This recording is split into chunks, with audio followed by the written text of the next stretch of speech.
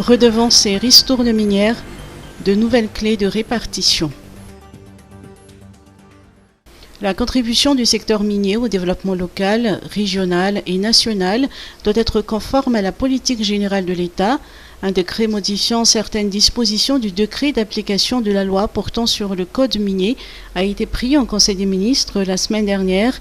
Des précisions ont été apportées à la presse par le ministre des Mines et des Ressources stratégiques.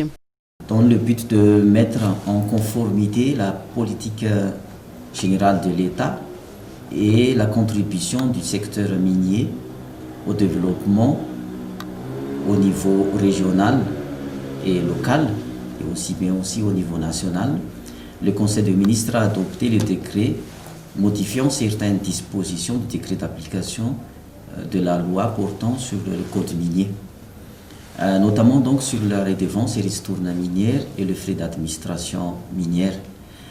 Pour la redevance minière, qui a une perception au profit de l'État, on a modifié donc la clé de 65% prévue, on a redéfini à 83%. Concernant les ristournes minières, on a augmenté le quote-part de la région de 30% à 39%. Mais ce qui est important, c'est par rapport à la répartition des frais d'administration minière, qui sont donc des frais liés à la gestion de permis miniers. Avant, c'était 1% pour le budget général de l'État, mais on a redéfini donc à la hausse à 35%. Pour la région, de 7%, c'est révisé à 16%. Et celui de la commune qui était à 12% est défini à 14%. C'est la mise en conformité, mettre en cohérence donc par rapport à la vision de son Excellence Monsieur le Président de la République, et afin d'avoir plus de ressources pour le financement du programme de développement.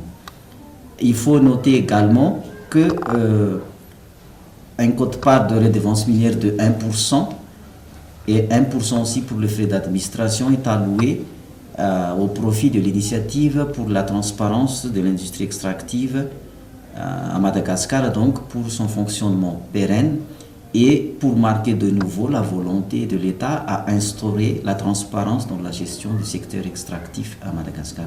Notons qu'aucune modification touchant les droits et taxes donc perçus au niveau de l'opérateur n'a été apportée dans ce décret.